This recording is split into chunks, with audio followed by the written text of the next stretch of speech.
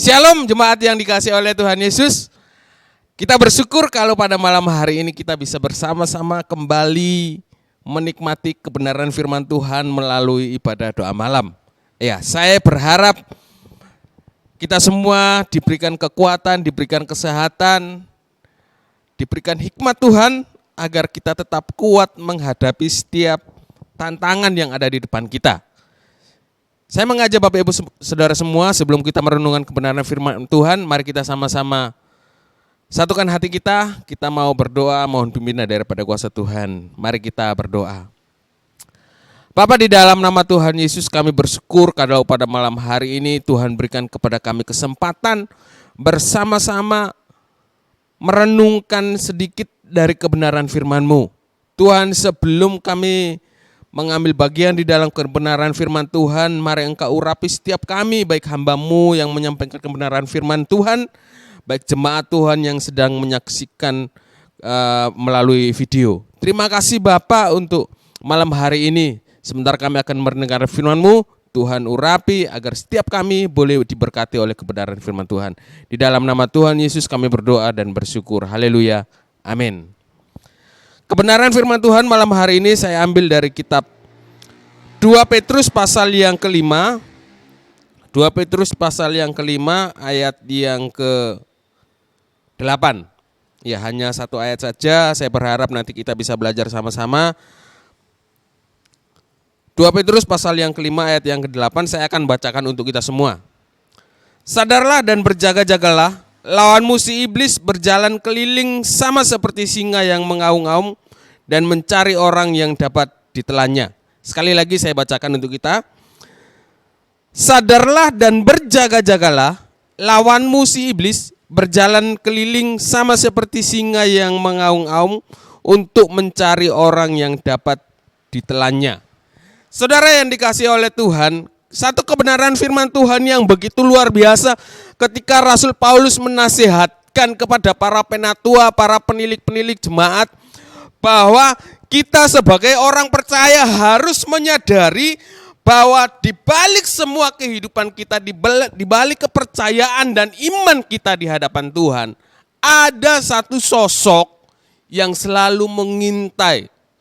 Ada satu sosok yang selalu mengawasi dimanapun, apa saja dan kapanpun kita sedang melakukan suatu tindakan.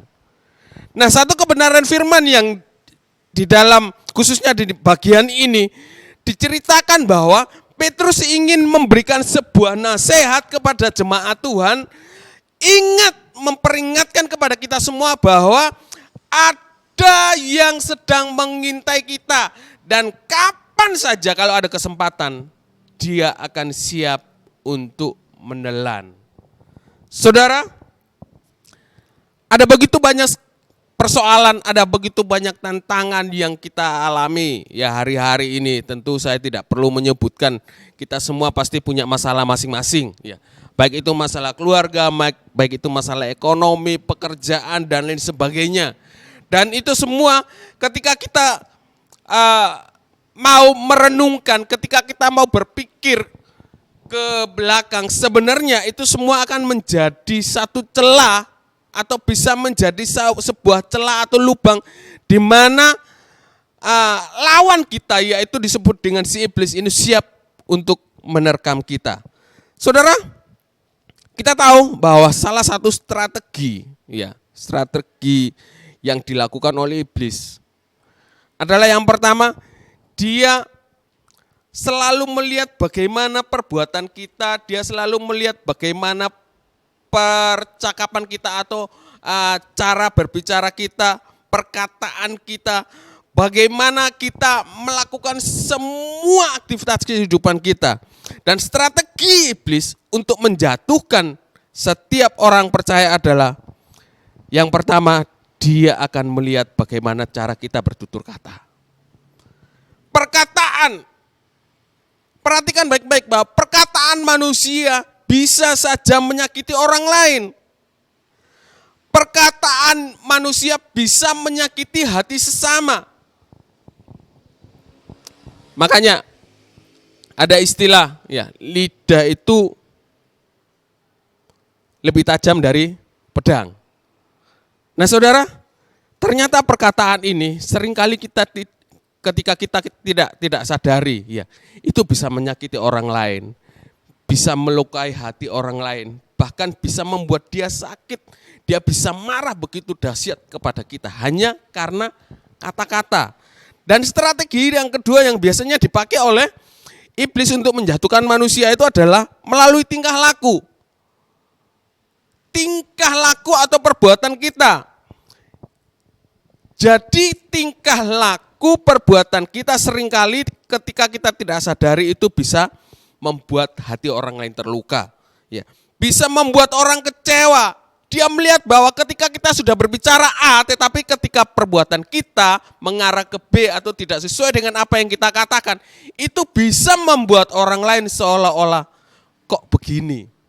Kenapa kok begini? Akhirnya dia bisa menjadi sakit hati, bisa menjadi terluka, bisa menjadi tidak percaya, ya, bisa menjadi saling membenci, bisa membenci, ya. Dan yang paling parah, ya, ketika kita melayani Tuhan sebagai hamba Tuhan, sebagai anak Tuhan, seringkali kata-kata yang kita keluarkan itu bisa membuat orang lain bahkan sampai tidak mau melayani Tuhan. Ya.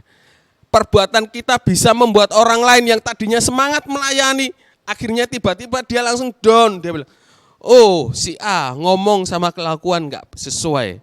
Ya. Saudara, sadarkah kita bahwa melalui perkataan, melalui tingkah laku perbuatan kita, seringkali kita gagal untuk mempertahankan pagar atau mempertahankan iman kita di hadapan Tuhan. Dan ini adalah kesempatan buat si iblis menyerang. Nah saudara, ketika manusia jatuh ke dalam dosa, ya, manusia jatuh ke dalam dosa, maka iblis dia sudah memegang satu peranan yang sangat penting. Ya. Dia menjadi penguasa di dunia ini. Dia menjadi satu-satunya yang menguasai, baik itu terutama bagi orang-orang yang tidak mengenalnya. Dan ketika dia melihat ada anak-anak Tuhan yang percaya sungguh-sungguh kepada Yesus, maka dia akan mencari bagaimana caranya agar orang yang percaya itu bisa mengikuti jejak daripada si iblis ini. Oleh sebab itu, maka Rasul Petrus di dalam kitab 1 Petrus pasal yang kelima ini ingin menasihatkan kepada setiap umat Tuhan, ingin menasihatkan kepada para pelayan-pelayan Tuhan, ini menasihatkan kepada para jemaat, bahwa satu-satunya yang harus kita lakukan adalah kita harus menyadari bahwa ketika kita melakukan setiap pelayanan kita di hadapan Tuhan, sebenarnya kita tidak melakukannya secara sendirian, tetapi ada satu oknum yang sedang mengawasi kita. Saudara pernah lihat cermin? Ya, saya percaya bahwa kita semua pasti mungkin pagi, siang, sore, malam mungkin melihat cermin. Ketika bangun tidur, datang ke cermin, melihat. Ya. Ketika selesai mandi, datang lihat cermin. Ketika pokoknya melakukan setiap aktivitas, seringkali melihat cermin. Tetapi pernah enggak Bapak Ibu menyadari, ketika selesai melihat cermin, kita pergi meninggalkan cermin itu, maka kita sudah lupa. Apa ya tadi yang kita lihat? Mungkin wajah kita sendiri kita sudah lupa. Padahal baru saja kita melihat cermin. Kita melihat, oh ada yang kurang di sini, ada yang kelebihan di sini, mungkin ada sesuatu yang tidak benar, atau mungkin enggak nyaman ketika melihat wajahnya, tetapi baru saja dia melihat cermin, dia meninggalkannya. Dia sudah lupa bagaimana rupanya sendiri. Saudara, inilah yang sebenarnya Rasul Petrus ingin berkata kepada kita, bahwa ingat bahwa apa yang kamu lakukan, apa yang kamu katakan itu semua bisa membuatmu lupa diri. Bisa membuat kita tidak sadar bahwa sebenarnya itu bisa membawa kita ke dalam jurang. Bisa membuat kita jatuh ke dalam dosa. Bisa membuat kita memberikan celah bagi iblis untuk menerkam setiap orang percaya. Itu sebabnya Petrus ingin berkata bahwa sadarlah dan berjaga-jagalah. Harus berjaga-jaga. Bagaimana caranya supaya kita bisa berjaga-jaga selalu di dalam Tuhan? Yang pertama, ya, jangan pernah beri kesempatan bagi iblis. Sekali lagi, yang pertama, jangan pernah memberikan satu kesempatan bagi iblis. Yang namanya kata-kata itu Bapak Ibu seringkali terpleset. Ya, saya juga seringkali melakukan itu. Ya, enggak dipungkiri kita adalah manusia biasa yang bisa saja terpleset dalam kata-kata. Hal sepele saja bisa membuat orang lain sakit hati. Ya. Hal sepele saja bisa membuat orang lain tidak mau melayani Tuhan. Hal sepele saja perbuatan kita, kata-kata kita, bahkan tatapan mata kita saja bisa membuat orang lain menjadi batu sandungan. Nah saudara, makanya Petrus ingin mengingatkan kepada kita bahwa jangan pernah memberikan kesempatan bagi iblis. Bagaimana caranya supaya kita supaya iblis enggak mendapatkan kesempatan? Ya saudara, kita harus bisa melawan. Kalau kita baca di ayat yang ke-9 itu di sana dikatakan bahwa lawanlah dia dengan iman. Satu-satunya cara agar kita bisa berjaga-jaga ya adalah jangan pernah memberikan kesempatan kepada iblis. Bagaimana caranya? Harus bisa melawan dengan iman. Iman yang kuat, iman yang kokoh di hadapan Tuhan mampu melawan kuasa iblis. Iman yang berkualitas mampu mengalahkan segala masalah persoalan yang sedang kita hadapi hari-hari ini. Iman yang kokoh mampu membuat mujizat. Apa yang tidak mungkin bisa menjadi sangat mungkin. Oleh sebab itu Bapak Ibu, mari kita mau belajar. Ya. Kita mau belajar untuk melawan dengan iman kita. Bisa saja kita jatuh, tetapi jangan sampai terlena. Bisa saja kita mungkin terpleset, tetapi jangan dinikmati. Berusahalah untuk melawan, bangkit dengan iman kita di hadapan Tuhan. Yang kedua, bagaimana caranya supaya kita bisa selalu berjaga-jaga? Ya. Jangan beri kesempatan kepada dosa. Jangan beri kesempatan kepada dosa. Seringkali orang ya kalau melakukan satu perbuatan yang menyimpang dari kebenaran firman Tuhan, awal-awalnya biasanya ya merasa hati itu seperti aduh, rasa bersalah, ada rasa ya pokoknya khawatir, bisa langsung mengakui perbuatan dosanya di hadapan Tuhan. Tetapi lama kelamaan itu menjadi satu kebiasaan dan dia tidak akan bisa merasakan bahwa apa yang sudah dilakukan itu sebenarnya sudah melanggar apa yang Tuhan perintahkan kepada kita. Saudara, berjaga-jaga. Bagaimana caranya? Jangan beri kesempatan kepada dosa. Jangan beri iblis kesempatan, ya. Jangan berikan kesempatan kepada dosa karena kedua hal ini, ya, itu bisa menjadi satu peluang yang besar bagi iblis dan seringkali iblis bersukacita karena kita melakukan kesalahan terhadap kedua poin ini. Ya.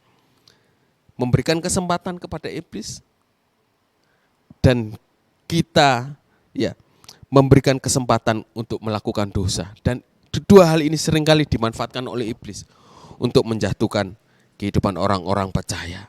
Saudara, yang ketiga, bagaimana caranya supaya kita bisa selalu berjaga-jaga? Ingat dan selalu perkatakan firman. Ya. Ingat dan selalu perkatakan firman Tuhan, baik yang sudah kita dengar maupun yang sudah kita baca. Saudara, seringkali orang Kristen, ya mungkin salah satunya adalah saya, seringkali melakukan ini. Selesai baca firman Tuhan, selesai mendengarkan firman Tuhan, lalu ada sedikit isu, wush, yang keluar bukan kata-kata yang menjadi berkat, tetapi yang keluar adalah hujatan. caci maki, ya, iri hati, dengki. Padahal baru saja dia dengerin firman. Nah saudara, kalau ini yang terjadi di dalam kehidupan orang percaya, maka saudara perlu diperhatikan bahwa Petrus mengingatkan, sadarlah. Kita perlu menyadari bahwa ini adalah perbuatan-perbuatan yang menyakiti hati Tuhan. Ini adalah satu perbuatan-perbuatan yang tidak menyenangkan Tuhan. Ini adalah perbuatan-perbuatan di mana kita sedang membuka pintu bagi iblis untuk menerkam.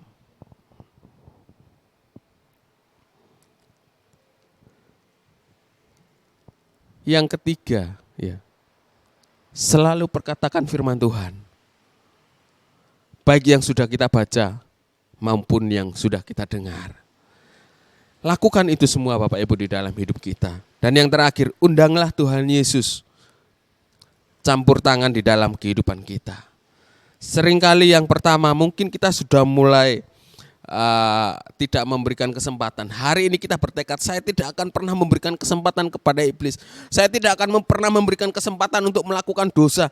Saya akan selalu memperkatakan firman, saya akan selalu memperkatakan firman baik yang sudah saya dengar maupun yang sudah saya baca. Tetapi yang terakhir, ingatlah, undanglah Yesus. Undanglah Yesus untuk ikut campur di dalam kehidupan kita. Seringkali ini kita lalai. Atau mungkin orang seringkali mengundang, Tuhan tolong, ya. Tuhan tolong beri kekuatan, Tuhan tolong pulihkan hidup saya, Tuhan bla bla bla bla bla. Dengan segala pergumulannya dia datang sampaikan kepada Tuhan. Tetapi poin pertama sampai dengan poin yang keempat, dia nggak lakukan. Sekali lagi, poin yang keempat seringkali kita lakukan, ya, mengundang Tuhan Yesus untuk hadir. Mungkin di perjalanan, dimanapun kita selalu berdoa kepada Tuhan. Tetapi poin yang pertama, ya, dia selalu memberikan kesempatan kepada iblis. Dia selalu melakukan perbuatan-perbuatan yang menyakiti hati Tuhan, yaitu dosa. Bahkan dia jarang sekali memperkatakan firman Tuhan. Maka apa yang kita lakukan itu sebenarnya adalah sebuah kesalahan yang besar. Karena Petrus ingin mengatakan kepada setiap umat Tuhan, ya, sadarlah bahwa ada satu oknum yang disebut iblis. Itu selalu mengaum-ngaum, mencari celah untuk menerkam. Perlu kita ketahui Bapak Ibu, bahwa sebenarnya ketika kita datang, kita percaya kepada Tuhan. Ketika kita meyakini, mengimani bahwa Yesus adalah satu-satunya Tuhan di dalam kehidupan kita, maka sebenarnya pada saat itu juga iblis sudah tidak mampu untuk menguasai orang percaya lagi. Pada saat itu juga kita sudah bebas dari jeratan kuasa setan. Kita sudah bebas dari jeratan kuasa iblis. Tetapi perhatikan baik-baik bahwa Petrus mengingatkan, sadarlah. Lawanmu si iblis selalu mengaum-ngaum. Ya. Saudara, saya pernah datang ke kebun binatang, ya, di kebun binatang. Lihat singa, ya, singa itu kalau di depan tiba-tiba dia mau wow seperti itu. Wow, suaranya itu menakutkan sekali, ya, sangat menakutkan.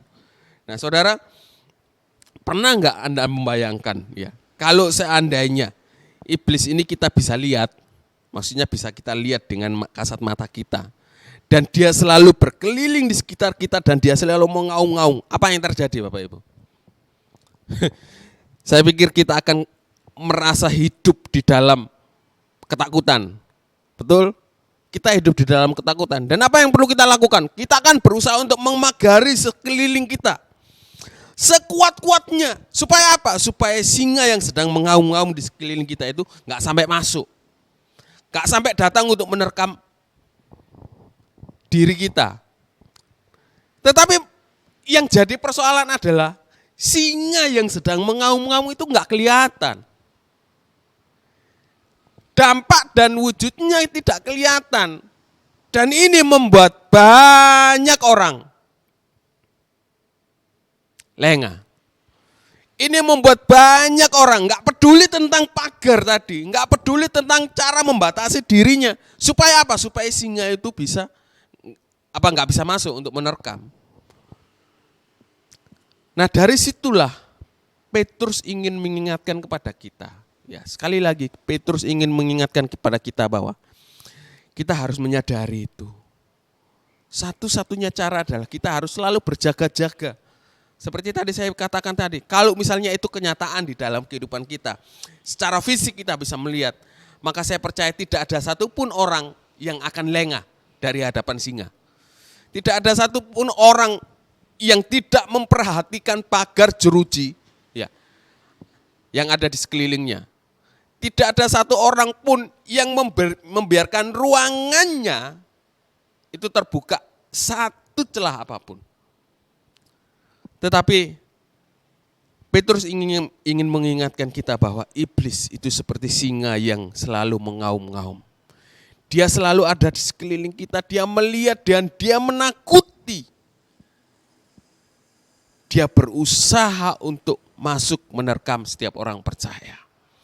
Satu-satu cara, ya, ada cara yang Petrus ingin katakan kepada kita adalah selalu berjaga-jaga. Ya.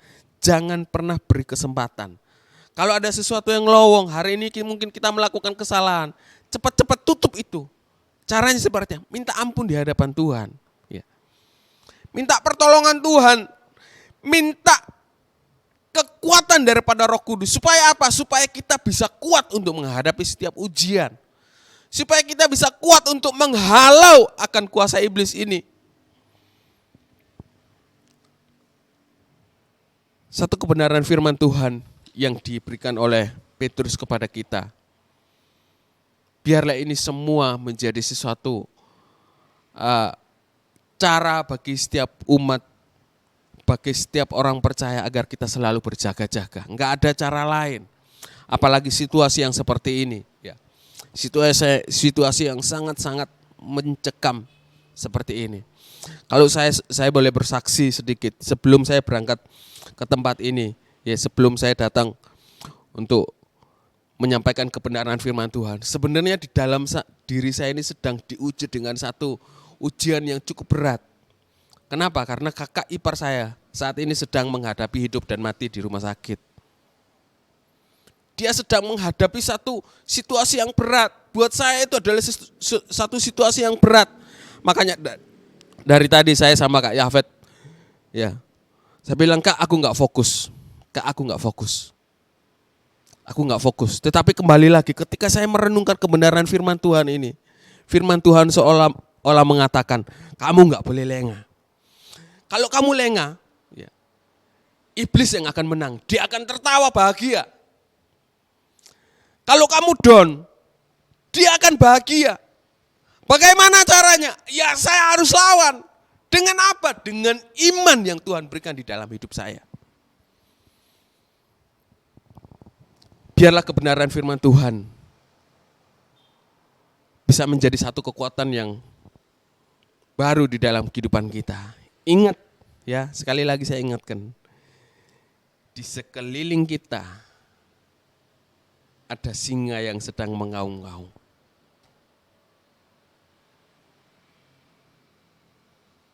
Oleh sebab itu, jagalah dirimu, jaga hatimu. Ya. Jangan sampai engkau dipermalukan. Jangan sampai engkau kalah melawan kuasa iblis. Jangan sampai kita kalah. Jangan sampai iblis menang di dalam segala hal. Mari kita mau berjaga-jaga. Kita mau berjaga-jaga. Kita mau fokus hanya kepada Tuhan.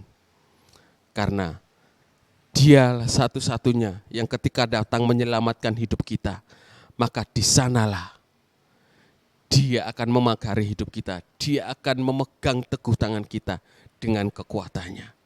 Biarlah kebenaran firman Tuhan ini menjadi satu berkat di dalam kehidupan kita. Mari kita satu di dalam doa. Terima kasih Bapak untuk malam hari ini. Ketika kebenaran firman Tuhan sudah selesai, hamba-Mu sampaikan mungkin dengan bahasa yang sederhana, mungkin dengan bahasa yang kurang bisa diterima oleh jemaatmu, tetapi hamba percaya bahwa kebenaran firman-Mu itu Tuhan, iya dan amin. Roh Kudus akan bekerja di dalam hati setiap umat-Mu agar mereka bisa mengerti, mereka bisa memahami kebenaran firman Tuhan. Terima kasih Bapa, terima kasih. Hanya di dalam nama Tuhan Yesus, biarlah semua anak-anak Tuhan, setiap jemaat Tuhan boleh diberkati. Kasih karunia damai sejahtera daripada Allah Bapa itu boleh melimpah-limpah di dalam kehidupan kami mulai saat ini sampai kekal selama-lamanya. Dalam nama Yesus kami berdoa. Haleluya. Amin.